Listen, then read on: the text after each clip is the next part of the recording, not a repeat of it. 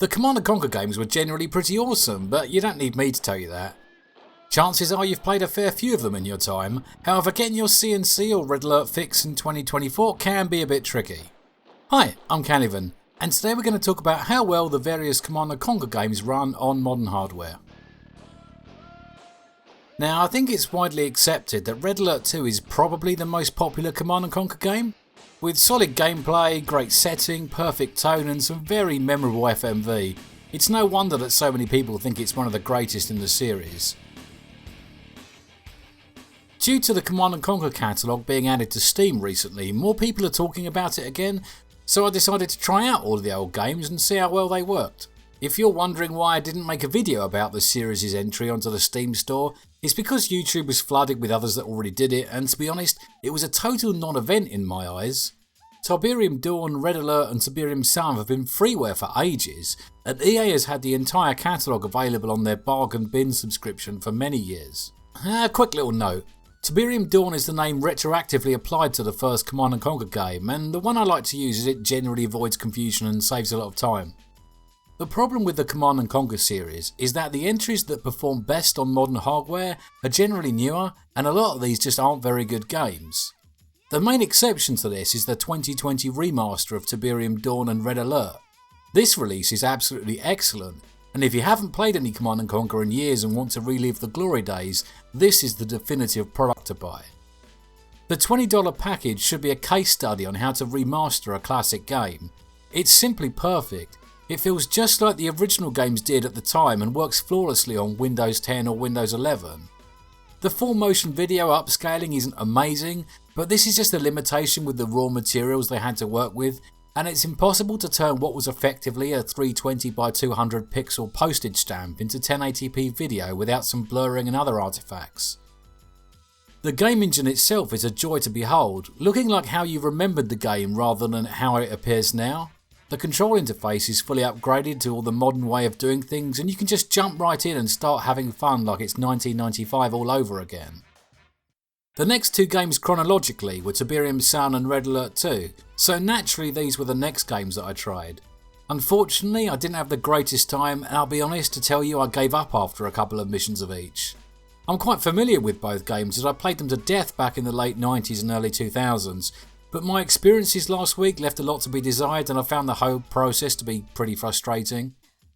I initially had a few problems getting them working. When trying to load either one, my PC flipped about a bit trying to adjust to the default resolution, and in the end it just stuck the game in the taskbar and wouldn't let me tab into it. However, I did find a community service called CNCnet that provided a launcher bundled with some patches which managed to get both games working to a serviceable level, with support for widescreen resolutions. It also added online support, which I didn't try, but I did find it to be a welcome addition. However, it wasn't smooth sailing from there. Although both games were now working, I found myself frustrated by a combination of three problems that I can best surmise as controls, resolution and clutter. I don't think any one of these on its own would have caused me to give up, but all three combined seriously impacted my enjoyment, and as a result, my time in either game could be measured in minutes rather than hours. From a control point of view, I found panning around the map very unnatural and my fingers ended up hugging the arrow keys to try and get a smoother experience. Even with this, it's an uncomfortable hand position and these were about the only keys that the CNCnet launcher wouldn't let me rebind. I also found myself missing a lot of modern conveniences like double clicking a unit to select all matching units on the screen and loads of other stuff like that. On top of this, something just felt wrong about the size of the game area and the level of zoom I was presented with. Even with the modern resolution improvements brought by the community patch, I still struggled to get the game to a state that was comfortable to look at. I initially tried it in 4x3 using the 1024x768 that I think was possible with the original release, and then again in my native 2K resolution and finally in 720p to see if it felt better, but it was all pretty much the same. It's hard to describe the exact problem, but everything just felt tiny and was hard to see without stretching out my neck towards the screen. Finally, the third problem I had was the amount of screen clutter.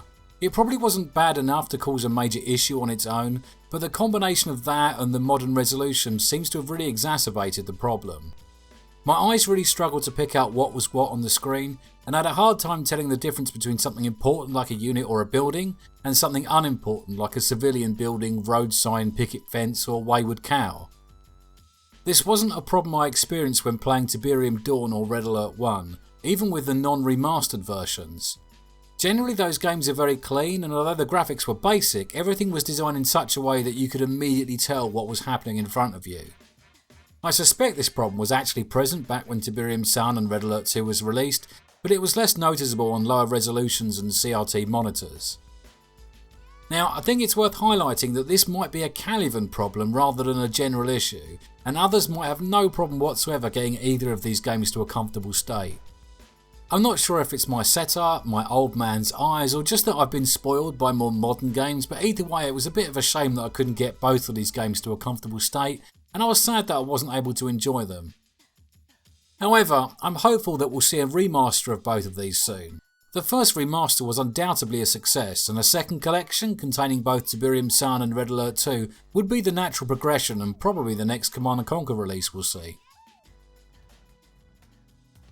The next game in the series, Command & Conquer Generals, seems to sit in a perfect sweet spot where the game had enough westward influence in its development and is modern enough that it doesn't suffer from either the poor accessibility of the older games nor the poor design choices and questionable implementation of the games that followed it. If the remaster of the first two games left you hungry for more Command & Conquer experiences, I highly recommend giving Generals and its expansion 0 Hour a try. You'll need one thing to make it a great experience, a community improvement called Gen Patch, which is really easy to use. It comes complete with an installer and a setup program, so there's no fiddling around with individual patches, config files or any of that sort of junk. With Gen Patch installed, Generals runs like an absolute dream. All of the previous problems with crashes on Windows 10 and 11 are resolved, and it looks great on any resolution that your setup can support. The control system is modern enough to feel comfortable, and I'm currently really enjoying playing through each of the 3 campaigns. Official remasters aside, I think Generals is probably the one game in the entire back catalogue that everyone can enjoy, and I really recommend that you do. I did a whole video about Generals a while back, which you can watch after this one if you're so inclined. Next on our list is Command & Conquer 3 Tiberium Wars. This was released in 2007 and as such is modern enough that it actually works quite well out of the box. It's not my favourite game in the series, but it does have its moments. It's got a great cast including Michael Ironside, Billy D. Williams and a couple of Cylons, which generally make me smile during the FMV cutscenes, but the game itself is a bit on the average side. If you do fancy a try, you can just load it up and get stuck in, as it does support widescreen resolutions and like Generals before it, the control interface is a vast improvement over earlier games in the series. The one problem I had initially was that the textures were absolutely terrible and the game looked like you're viewing it through a pair of particularly leaky swimming goggles. However, after a quick bit of investigation, I found that by default all of the graphic options are set to the lowest, and pumping those up to maximum made a huge difference. Overall, I was quite satisfied with the performance of Tiberium Wars and think it's quite playable today. My next port of call was Red Alert 3, which I'll be honest I don't remember too fondly. Well, that's not quite true. Tim Curry's portrayal of Premier Trudenko is legendary, and I loved George Takei as the Emperor of Japan, but generally people's recollections of the game are quite unfavourable. However, this is not a review of Red Alert 3, but rather an investigation into the performance of the series viewed through a 2024 lens. From that viewpoint, it's perfectly serviceable, and just like Tiberium Wars, all of the cutscenes were presented in high definition widescreen and look great today. Also like Tiberium Wars, all of the graphic settings were at their lowest by default, but as I was pre-warned by my early experiences, I was able to configure these properly from the start, and I suggest you do the same. So Red Alert 3 might not be one of the most iconic entries in this series, but it runs well on modern hardware and doesn't require any installation of third-party patches or upgrades to make it perform properly. The game itself is a little over the top for my liking, but if you've got a certain soft spot for it, then you'll probably have a really good experience. Unlike all of the older titles, it also features full co-op support in all of the campaigns, but you will need to use a third-party community service for this, as it was originally powered by GameSpy, which ceased to exist a long time ago. Finally, we have Command & Conquer 4 Tiberium Twilight. It will run perfectly well on your modern system, but don't bother as it's a big pile of trash.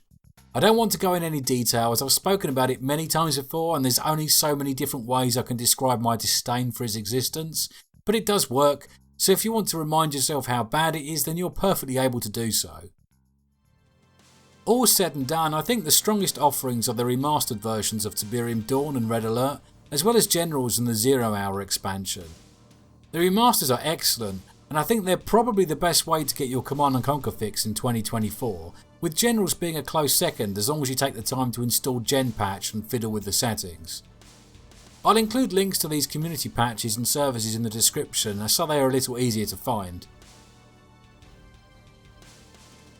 I think the biggest tragedy for me is that I wasn't able to get Red Alert 2 and Yuri's Revenge to a state that I was comfortable with, but I am hopeful that in the not too distant future we'll see a remastered version of this and Tiberium Sun 2, ideally by Petrograph and Lemon Sky Studios who did such a great job with the first remasters.